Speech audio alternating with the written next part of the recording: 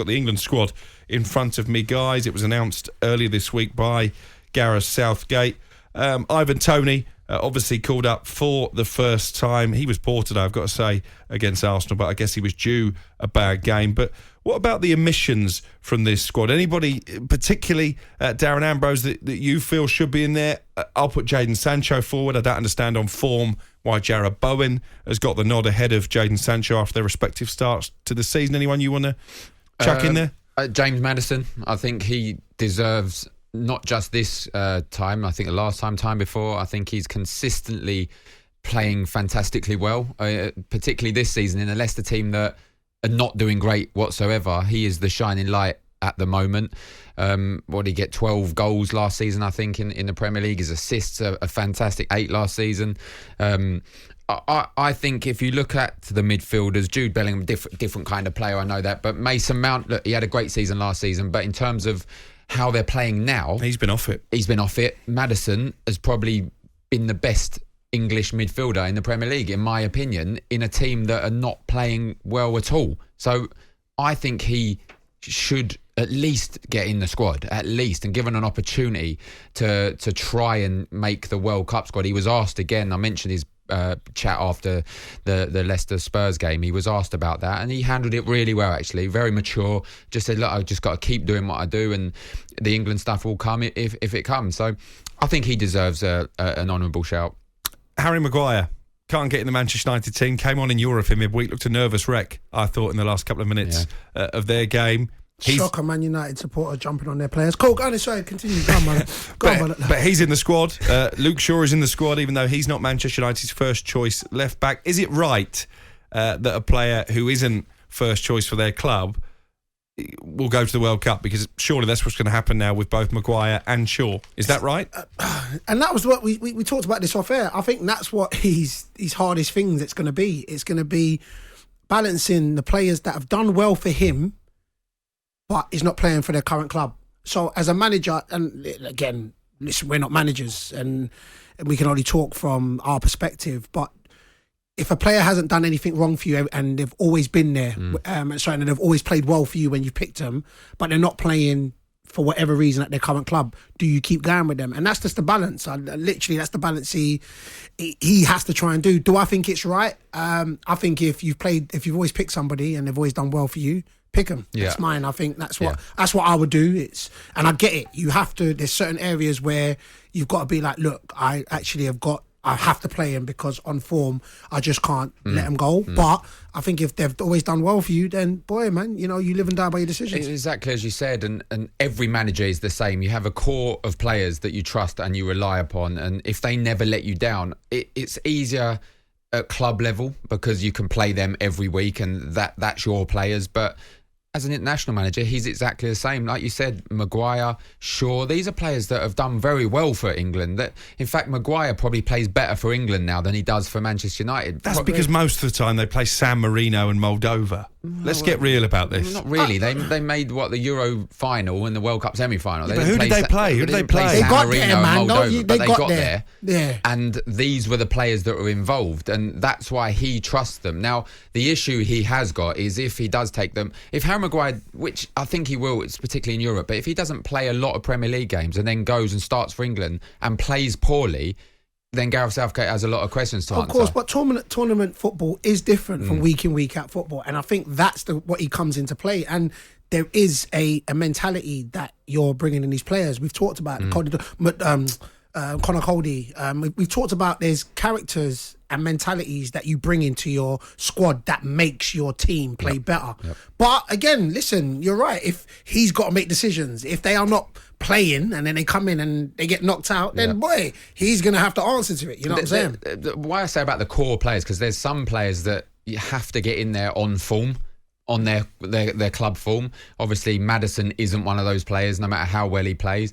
But some players don't even have to play and they get in there. So it kind of contradicts himself when he's picking his squads. But it has to happen. I feel for Ben White. I'm going to have to say that because he's, as we said at the start of the show, he's done fantastically well at right back. And I think the fact he's been moved to right back has kind of affected him getting picked for England. I don't think it should have. I think they should pick him on merit, and I think they should pick him to play centre half. Do you know what worries me looking at this squad? Obviously, Jordan Pickford isn't in it. He'll be the number one goalkeeper, and actually I think he's played quite well for Everton over the last 6 months or so. But if you look at the rest of the squad, barring Harry Kane, maybe Raheem Sterling, Jude Bellingham, obviously we've heard from Kevin Hatchard how well he's playing in Germany. But if you look at the expected 11 to start England's first game at the World Cup, how many of those players are in tip-top form at this moment in time? Well, in terms of the team that we believe that he'll play, well, just look down this squad list. How many of those players can you say are having outstanding seasons? Not many. Like you said, Harry Kane, yes, you can say that. Sterling is always 7, 6, every now and then 7, 8 out of 10. Saka's playing quite well. Saka plays well, but is he going to be a guaranteed starter? We don't know. Jude Bellingham, I think, should be a guaranteed starter. But Tony won't start. I do agree, though. He's on form. Friday. That's the issue. You've got Eric Dyer. I don't think he'll be an automatic starter. He's only just come back in after 2 years, but he should. Still questions about Trent Alexander-Arnold defensively as well. If he was to get the nod at right back, I think it'll probably be Reece James. Yeah, listen, you're always going to, and especially now, even more because Liverpool are shipping in goals. And that's always, listen, I know that going forward is his bigger strength than defensively, and now we're not scoring as much, and I say we as Liverpool, or he's not assisting as much. Of course, that comes into play. So I think England anyway are more cautious, and they will go with Reece James over Trent anyway, because I just think Southgate likes to be more cautious than attacking. So I do think he comes into play. So, and that is one reason I think actually Trent may not go, just because of I think Southgate likes to be more defensively cautious. I think there's players that have to perform on this camp to have a chance, and some don't at all, in my opinion. I think Trent's one of those. I think he has to perform when given the opportunity and then play well for Liverpool. I think if you're looking down, I'm throwing Grealish. I think Grealish. I agree. I think Grealish needs to perform. I think Grealish is a Gascoigne-esque for those older folks that know it, and I think he's got that X factor. And I think sometimes you do bring him on, and he does change the game. But I think that.